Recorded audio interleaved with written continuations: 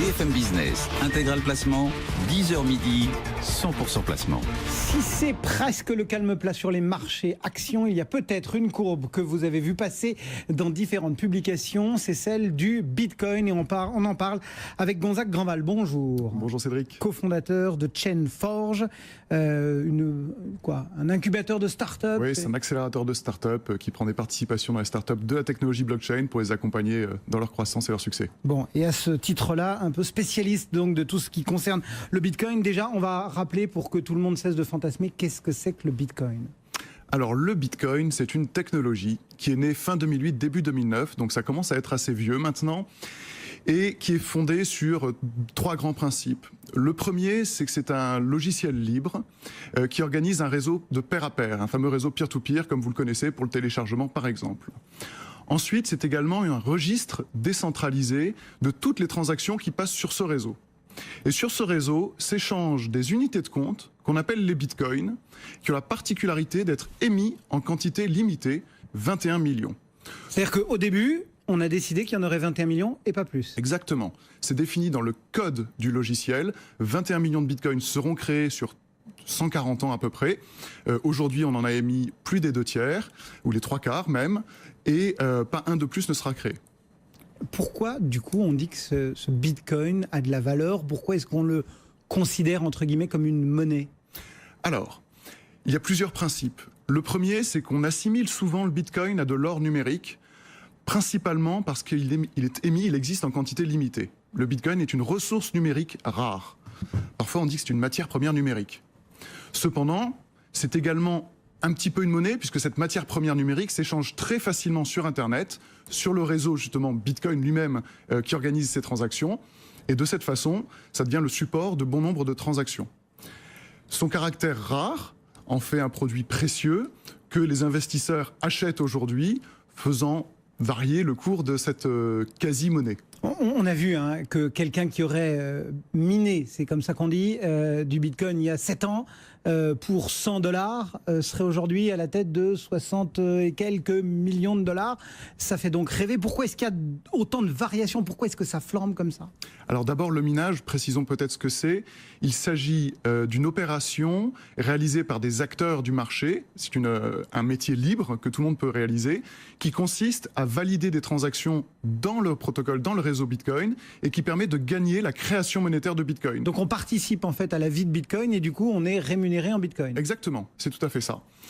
Les mineurs gagnant ces bitcoins vont ensuite les revendre sur le marché et avec les produits de cette vente vont réussir à payer à la fois leur matériel, leur électricité, toute leur infrastructure qui sert à faire du minage. Donc ce sont les seuls possesseurs de bitcoins originellement qui vont vendre ces bitcoins sur le marché. D'accord. Le bitcoin est rare, il y a de plus en plus d'appétence, il y a de plus en plus de pays qui reconnaissent le bitcoin comme une monnaie, de plus en plus de traders qui, en dehors de leurs activités quotidiennes que vous relayez, surveillent le Bitcoin et les autres crypto-monnaies parce que ce sont des supports d'investissement assez attractifs et risqués. Et donc, le Bitcoin est sujet à toutes sortes de fluctuations. Justement, aujourd'hui, on se pose beaucoup de questions sur le Bitcoin, sur la façon de gagner de l'argent dessus, sur la façon dont il est utilisé. Aujourd'hui, qu'est-ce qu'on peut dire justement de son utilisation, de sa traçabilité, de la fiscalité peut-être à laquelle on échappe ou on n'échappe pas ? Comment on envisage toutes ces données un peu essentielles ? Alors, trois grandes questions en une. Prenons la traçabilité au début. On a souvent dit que le Bitcoin était une monnaie anonyme. C'était très opaque. Ouais, c'était très opaque. Alors, c'est absolument pas anonyme. C'est une monnaie pseudonyme. Tous les échanges sont tracés et sont clairs. Tout le monde peut les voir en temps réel sur Internet. Tout est disponible à chacun. Sauf qu'on ne sait pas qui se cache derrière le... On ne sait pas nécessairement qui se cache derrière une transaction. Cependant, des outils sont développés tous les jours et sont de plus en plus fins pour permettre de remonter des chaînes de transactions et de réussir à trouver des marqueurs au sein de ces chaînes pour identifier les intervenants. Ça reste assez compliqué, mais c'est possible et de plus en plus possible. Les usages. Le premier usage qu'on voit dans Bitcoin, c'est la réserve de valeur et le placement que certains vont y faire. Face justement à un cours qui augmente de 100% en quelques mois, de nombreux investisseurs se jettent sur le Bitcoin en disant je vais en acheter, on ne sait jamais combien ça peut valoir d'ici 2 ou 10 ans, j'en aurai toujours un ou deux dans la poche, ça sera bien. À 21 millions de bitcoins disponibles sur le marché, il n'y en aura pas un pour tout le monde. Donc autant en avoir un maintenant. Deuxième chose, c'est une monnaie, donc cette monnaie sert dans les échanges et dans les transactions de paiement. De plus en plus de marchands et de pays autorisent l'utilisation du Bitcoin pour les transactions Ça veut de dire paiement. sur de grands réseaux mondiaux de commerce, on pourrait imaginer payer en Bitcoin. Oui, oui, c'est tout à fait le cas et ça arrive de plus en plus. Alors les États-Unis ont été précurseurs, la France l'est aussi. Je rappelle que Showroom Privé, par exemple, accepte les paiements en Bitcoin. Et en ce moment, le Japon, la Corée du Sud, l'Australie sont en train de reconnaître officiellement le Bitcoin comme une monnaie aux côtés des autres monnaies. Et donc de plus en plus de grands marchands dans ces pays proposent le Bitcoin en moyen de paiement. Ça, c'est un joli portrait. Est-ce qu'il y a des risques aujourd'hui, des risques liés à l'utilisation du Bitcoin, à sa conservation, éventuellement à son détournement, à son vol, enfin...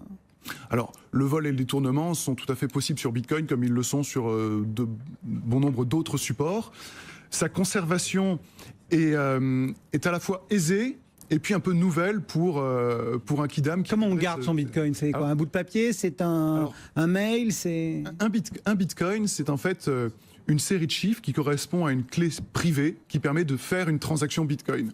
Donc il faut conserver cette fameuse clé privée, ou bien par devers soi, ou bien auprès d'un opérateur qui va conserver pour vous ces clés privées. Une forme de banque. Une forme de banque. Donc l'objectif, avec un réseau libre, c'est devenir sa propre banque en tant qu'investisseur et donc garder ces bitcoins chez soi sur des supports multiples de façon à être tout à fait possesseur de ces bitcoins et ça se fait sur des clés USB, sur des supports dédiés. Il y a une société française qui s'appelle Ledger qui conçoit des supports dédiés au stockage des bitcoins et d'autres crypto-monnaies et ce qui permet de stocker de façon très sécurisée ces bitcoins. Justement, pour terminer, Gonzague Grandval, les perspectives, on va dire, parce que vous l'avez dit vous-même, c'est une crypto-monnaie, c'est pas la crypto-monnaie, il y en a d'autres, il y a l'Ethereum dont on parle beaucoup, etc.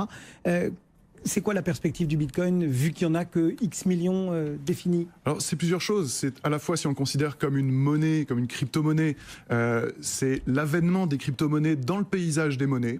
C'est-à-dire qu'il devient de plus en plus inéluctable que ces crypto-monnaies vont avoir des statuts tout à fait légaux face aux monnaies. Donc, il va falloir les prendre en compte dans tout type de support d'investissement.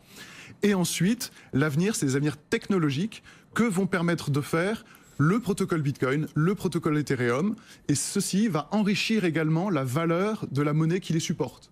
Donc il y a deux... Parce qu'on peut faire autre chose dans ces protocoles, dans ces systèmes, que de s'échanger des bitcoins. Absolument. Le protocole Bitcoin, sa première fonction, c'était la monnaie et les transactions de paiement. Mais finalement, on s'aperçoit que ce réseau sert à d'autres objectifs. C'est un réseau de confiance sur lequel on peut enregistrer des transactions de forte valeur, qui ne sont pas forcément des transactions monétaires. Le réseau Ethereum vise à créer des applications décentralisées. Donc c'est décentraliser Internet.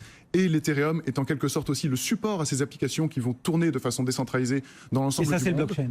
Et ça, c'est blockchain, le fameux buzzword de ces derniers mois dans le monde, c'est blockchain. Et donc, ce sont les applications technologiques et d'usage qu'on va trouver autour de ces blockchains qui vont également alimenter le feu des crypto-monnaies. Merci beaucoup pour ce focus, toujours intéressant. Vous en savez plus ce matin sur le Bitcoin et ce qui va avec. Merci beaucoup. Gonzague Grandval, donc cofondateur de Chain4. Le CAC accélère plus 0,7. On en parle dans un instant avec le face-à-face d'Intégral Placement. A tout de suite sur BFM Business. BFM Business, Intégral Placement, 10h midi, 100% placement.